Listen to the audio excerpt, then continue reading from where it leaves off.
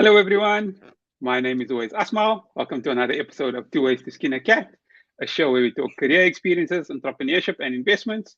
The main aim is to show that there's more than one way to be successful other than just climbing the corporate ladder. We are live on LinkedIn and YouTube, and the show will be available on podcast by tomorrow morning. Don't forget to like, subscribe, and click on that notification bell to get automatically notified when the next episode comes out. If you are joining us live, drop a one in the comments so that we know we're not talking to ourselves, and drop a two in the comments if you're watching the recording. My guest for this week is Spokazi Jojo, professional accountant, director, business rescue practitioner, and treasurer general of the Association for the Advancement of Black Accountants in South Africa. Spokazi, thanks so much for joining me today. Oh my goodness, I feel like I'm a cat who was about to be skinned but escaped. As long as you got here, that's the most important thing, especially after that long introduction. Oh my goodness. If I would tell everybody everything that has happened until this second, they wouldn't believe it. But like you said, there are other ways than two ways to skin a cat. I escaped. I'm that cat, so we are here today. Thank you so much for having me. It's a pleasure. So let's do it. Let's jump straight into it. Tell us your story. Where do you come from? And even outside of work, who is Spokazi Jojo? Oh my goodness. If I have to say that, we will stay here the whole day. The problem is you have someone here who talks too much. So please be my clock watcher. When I am starting to go overboard, just say, okay, that's enough. That's it for today. That's fine. So basically, Spokazi Jojo is from the legendary province, Eastern Cape. I was born and bred here. I did my high school at KZN, and then I went to do my tertiary at Cape Town. So I've been around. I'm a Everywhere. traveler of our beautiful country, yes. So how it all started, actually, this is all my mom's fault because she she actually did accounting when she was older from a college somewhere around here. I think she did a small what do you call this, bookkeeping course, and then she liked it.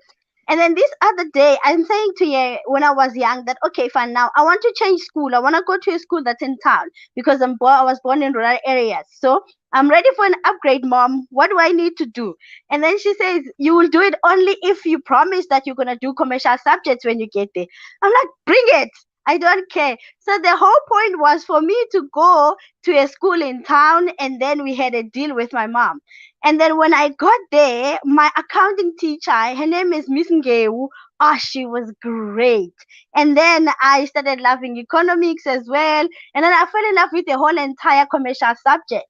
And then in high school, of course, because I was doing commercial subjects from my junior years, when I was in high school, then I did commercial subjects as well. Excuse me. And then it got worse, okay? Because my accounting teacher there was even better, okay? So my teachers just kept encouraging us about being accountants and all of that. You know, almost the whole thing about when you're doing accounting in South Africa is you want to be a chartered accountant. So it was always up there, all of that. You must do this, you must do this, you must do that. So accounting was always there in my life from a very young age. So I was kind of in a way inevitable for me to end up where I am. And then I, of course, then I went to tertiary in Cape Town. I did my my BTech in internal auditing. I'm currently doing my master's now. So it's been a long journey in different provinces, but here we are, and I'm doing these things from different provinces as well. So I I'm a traveling accountant, if we can put it like that. So it started from a very young age, and it's my mom's fault. I want to say that again. Let's blame mom. And so outside of work, give us a Oh, little bit there. outside of work, I am a person who likes traveling. So you can imagine how it's been like since there's COVID. I feel suffocated because I can't go to places that I want to go to. I am a mom. I have one biological child and many children. be it from mentoring them in accounting or in other careers. I just like making sure that when there's somebody who needs me, I help. So I consider those kids that are out there who ask me for stuff my kids as well, because I am here because some people shared their own wisdom. So also I talk a lot and I like hanging out with my friends where we have robust discussions about everything. Basically I just like traveling. I like watching series. I'm sorry, guys, please I apologize. I've had a very interesting couple of No hours. problem. So I'm still trying to catch my breath. I love watching series. So I binge on Showmax and Netflix and all of that. I love reading books even though I don't have enough time. So far, these days I'm very much interested in the political stuff. So that's happening in our country. So I'm reading books about that, and I'm very interested as well in knowing about the economy, how it works, in South Africa and internationally. And I am very much passionate about business. So anything that has to do with business, I am there. The budget speech and the sauna and all of those things are pretty much interesting to me, because this is the direction that we need to know where our country is taking. So we need to be on our feet. And of course, every accountant here knows you have to know what's going on with the budget speech. You understand? So basically, that's me. There's a lot of things that are going on, but I'm just making a summary. Okay, no, that's a great summary. But let's switch a little bit to your current position. So you're based in East London. Most of the professionals that I've met from the Eastern Cape have left for Joburg or left for Cape Town or Durban or overseas. What made you Yeah. stay? Yeah, that was also what can we say, a long time coming decision. So when I went to Cape Town, I had to leave. Remember, I said I went to do uh my high school in KwaZulu Natal. Okay, so it was closer to home and I could go home every now and then. And then I needed to go away to Cape Town, and I said to myself, it's time I learned to be more independent. So I left and I went to Cape Town. But after, let's say, about 5 years, I knew that when I'm done with my learnership, and I'm done with everything that I want to do in Cape Town, I want to go to Joburg and Pretoria, whichever way, and see how things are there. And once I did that, I knew that the next step was to go home. I had always wanted to acquire as much skill as I can and be exposed to different cultures and different ways of doing things, and then go home and make sure that I don't want to say give back, actually, just to make sure that there are people here who bring all of the things that everybody has in big cities here, so that Eastern Cape is known for being one of the poorest provinces in South Africa, and it's not going to change if we keep going places and expecting that somebody's gonna come back and do something about it. So I had made a decision a long time ago that I'm gonna acquire some skills, and then I'm gonna come back home and put my mark on it. I want to build this legacy that I've done everything that I can to make sure that my province can prosper. Therefore, then if my province prospers, of course, then it benefits the entire South Africa. So No, it's an that's intentional true. decision. It's an And, intentional and you got decision. to I want experience to be. everywhere else, so that's important. Yes, yes. Actually I know the chill of Cape Town. I know how it's like to be in Cape. People in Cape Town are very chilled. Hey, it's like a holiday down there. So I know the chill of Cape Town, and I also know the hurry of Gauteng, because I've been there.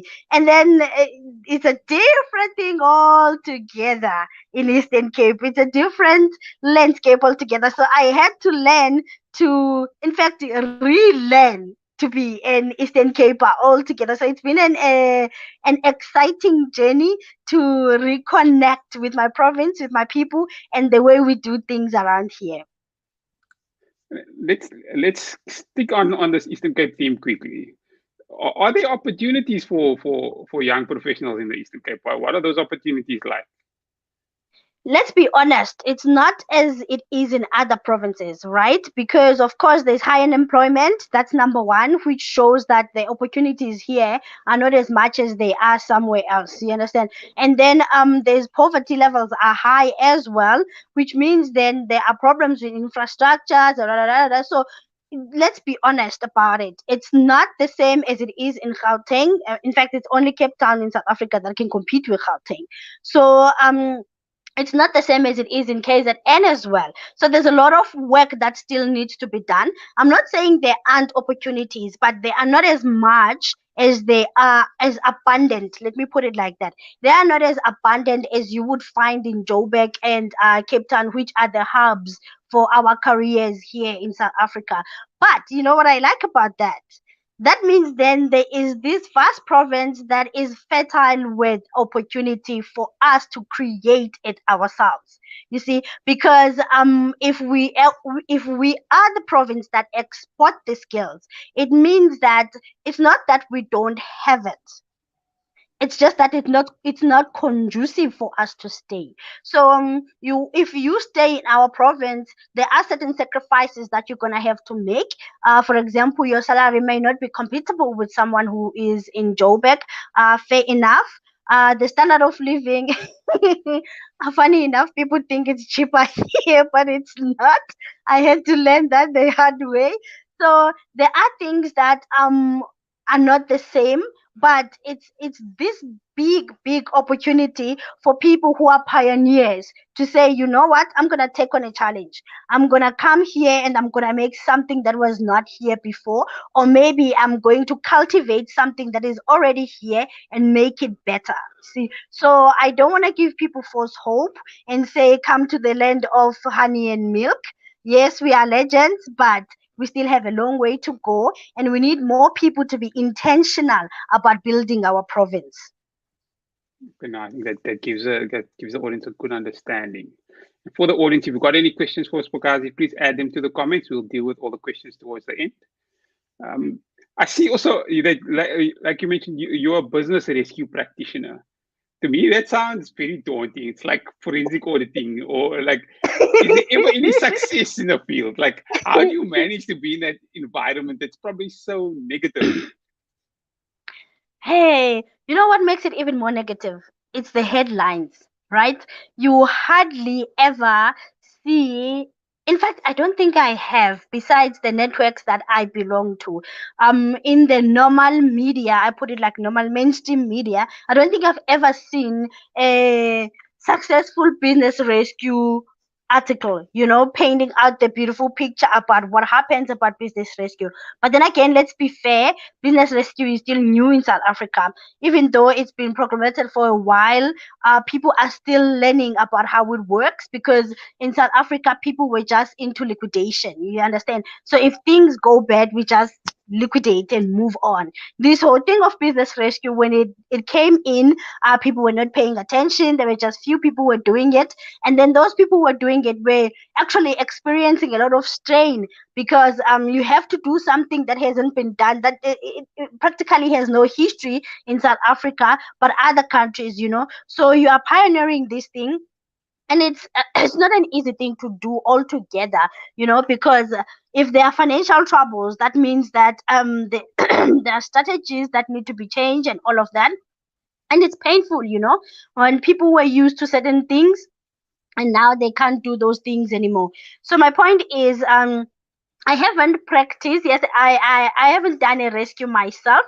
I'm just following what is going on in the industry, but I know a couple of people who have.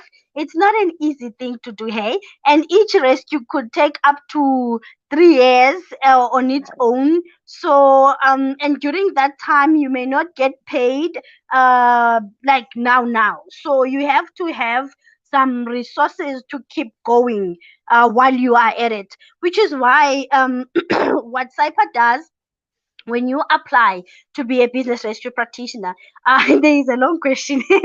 There's a long questionnaire there for them trying to see if you are really committed to doing it. And there was a question there that said, "Do you have income coming from somewhere else?" Because the thing is, we don't want you to be pressured into making certain decisions now because you want money. So it's a really tough process, but I like tough things. I like making tough decisions.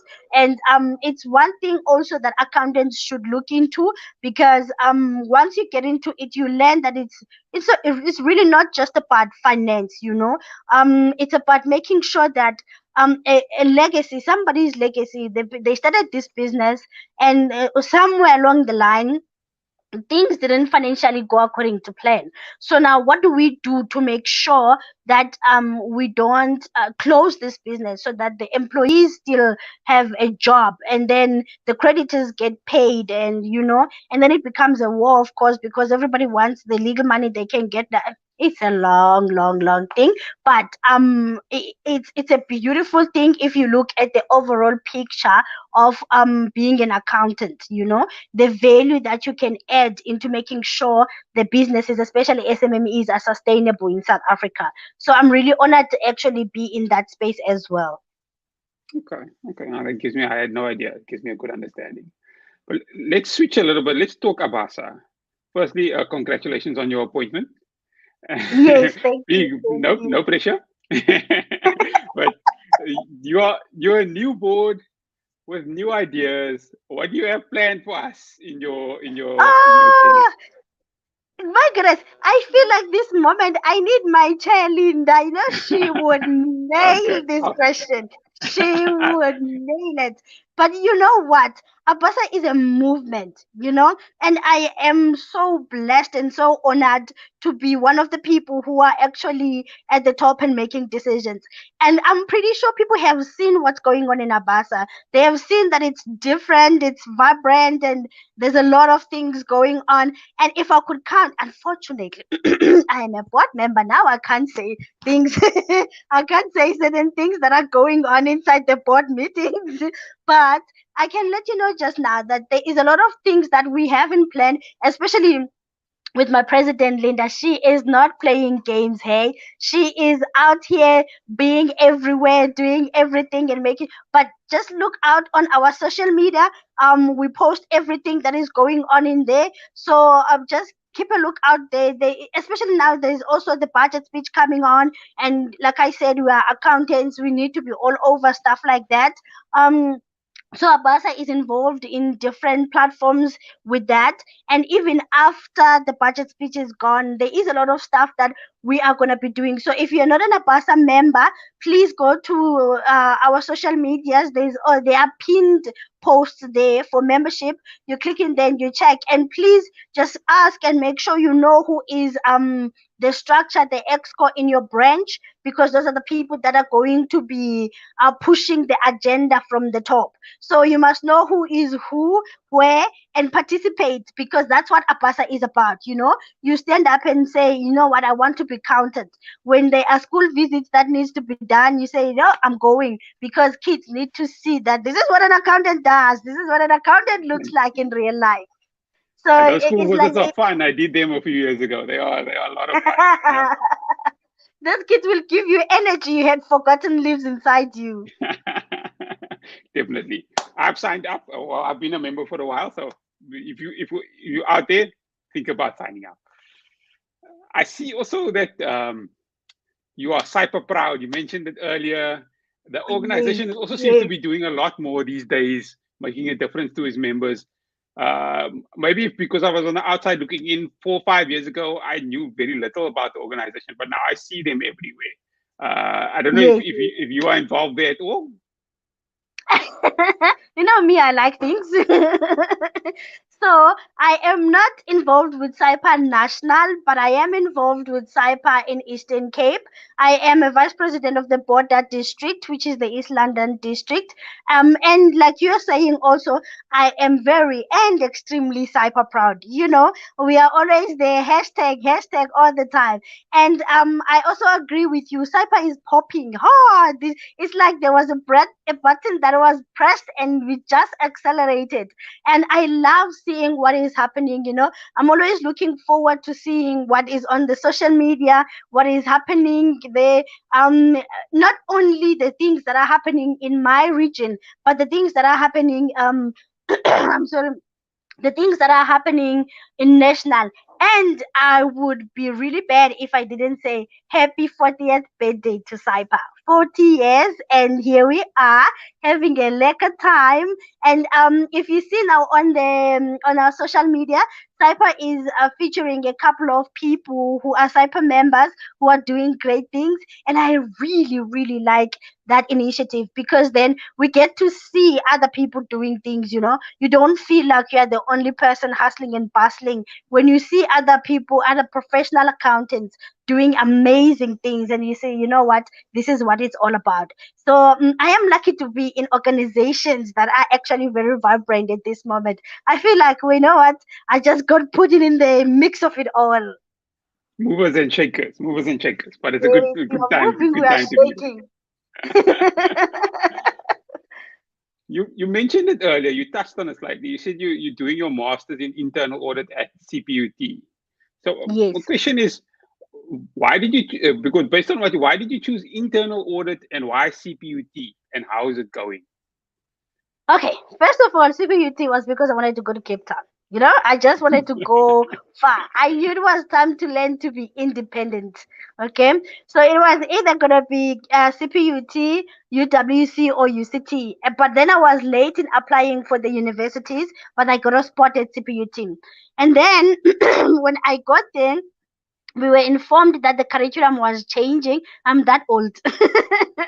The curriculum was changing, so we were going to have a national higher certificate for accounting for 2 years, and then on your third year, you choose which stream you want. You could do income tax, you can do cost accounting, and then you can do internal auditing or financial accounting. So, and then when I had a look at which one would give me more choices and be much broader, while it was internal auditing, only because I loved costing, but I didn't want to be a cost accountant. um all of those decisions to be a cost accountant felt a little bit restrictive for me at that moment. Okay, so it's because I'm only going to work for a certain environment for me to be able to contribute to be a cost accountant. So I felt like, okay, with internal auditing, I have all of the major subjects from tax and from auditing and from accounting. So all of them are in one space. I can do it. Then when I get out, I can decide if I want to be a tax practitioner only, or if I want to mix it up with accounting, or if I want to do auditing. Because the nice thing about internal auditing is it actually also relates to external auditing. There's other stuff that are more or less the same. So I just had more options. The way I looked at it at that time, I had more options if I did internal auditing. So of course, then I ended up being a professional accountant because it was inevitable. But I mean, I said that was your undergrad journey. But I mean, the fact that you went back to do your masters means, I mean, you still on that train. You're not Yeah. deciding that you're doing something else. But internal auditing got a grab of me, nah? It doesn't want me to. It doesn't want to let go. Basically, the reason that I'm continuing, it's the whole system. I look at things in detail and in a bigger picture. I'm a person who would like to do almost everything that has to do with business. Maybe one of these days I'm gonna be a marketing practitioner because I really like to learn as much as I can with business. And it made sense for me to actually have a look, because I'm passionate about especially SMMEs, because we are getting left behind with the economy the way that it's going. And I did some research before I decided, because I could have done masters in accounting or tax. So before I made that decision, I did some research on what is one of the reasons that SMMEs fail within their 5 years of existence. And one of them is that they're not skilled enough, and then it's management problems. And then internal auditing helps a lot with management problems. So if I have a client that is struggling financially, and then I can ask them, what is going on? You had contracts and all of that, but what happened? And then my clients can be able to tell me about their internal stuff, that's not going on okay. Then I can help in that situation because I understand the internal auditing part of it. Like, okay, so this is how the process is supposed to work. The problem is, it's not that you're not making money, it's that your processes are not working according to what they're supposed to. So you need to either upskill yourself or upskill your staff or do whatever it is. So in that perspective, I still do feel like I have some bones in me that I can actually share on that side. I don't think I will be a practicing internal auditor. I'm sorry, Okay. Julia and the IIA. I may be an associate because I will always want to contribute, to that part of that pillar of the business. But I can do it academically and practically. I don't want to be internal auditor. I have friends who are internal auditors. It's so easy. I am not going there. I No, am that's not okay. going there. This is a question I like to ask all my guests. What is one piece of advice you would give your younger self? Oh, hmm. I keep thinking, I would actually say you're on the right track. Don't worry, you are on the right track. Because when we make all of these decisions, sometimes we get overwhelmed. Like, for example, now I have my accounting firm, I'm studying here, I'm a mom, I'm a friend, I'm a sister, and I have all of these things that I'm juggling. Sometimes I just think, like, why all of this unprovoked? Nobody asked you to do this. Why? And then I remember, okay, there's a bigger picture here, there's a legacy I'm building here. So I would tell myself, you know what, just keep going. Sometimes just breathe, take a breath, and then pick it up and keep going. So yeah, that's what I would say. Okay, no, perfect. It doesn't look like there are any questions, so it means that you've answered all the questions in what you've said before, which is great. But Thank any you. last few words from you or anything we didn't discuss that you'd like the audience to know? Okay, so I am a participating person. Okay, there is a thing that people say in politics when they want you to be involved in something they're involved in. They say be an active citizen. I am that person. I'm an active person in whatever thing that I'm involved in. Let's say whatever bothers me, I want to find a solution for it. I would like to say to everybody, you know what, be an active citizen in your corner. Do the things that you can. Sometimes we want to do grand things, be it president of this and chairperson of that. But sometimes, you know what, doing a small thing is what makes a difference to other people. So be an active citizen. For example, now I bought some sanitary pads and brought them to a local school. They were so happy, little things like that. And I realized, I could spread it more. I can get more sanitary pads and give to more schools. These are things that are not really hard for me to do, but they make a difference to a whole lot of kids. So whatever it is that you can do outside of your daily work, whatever is going to fulfill you, what's going to make your heart, when you go to sleep and you're like, you know what, I did something nice for someone today.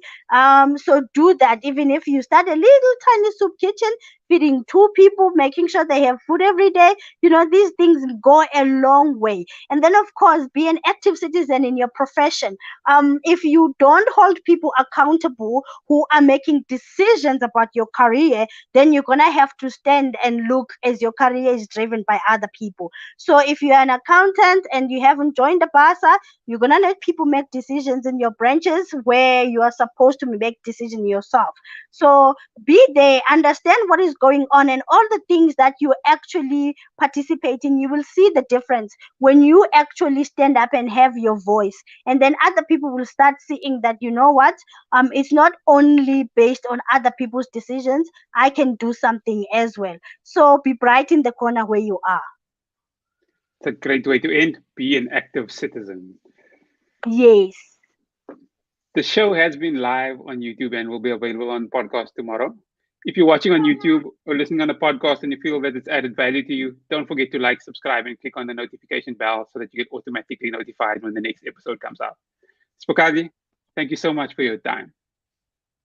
Thank you so much for inviting me. You know what? I wanted to say, I thought I was going to say this in the beginning, but I just wanted to say also, I'm actually enjoying your platform. You're bringing us really good people and people we didn't know about before. When you get to see that there are people out there who are doing great things, you get motivated. So please do keep it up and keep showing us all the great things that everybody in our beautiful country is doing. We might be experiencing some really horrible economic situations, but everybody in their little corners is trying and doing everything. And you have hosted some amazing people here. That includes Ulinda, my president from ABASA, and Ukanta, my chairperson from USAIPA. So I'm really looking at, I'm liking what you're doing. We're liking it. So keep going. Thank you so much. Thanks so much. Thanks everyone for joining us for another episode of Two Ways to Skin a Cat. Goodbye. Bye.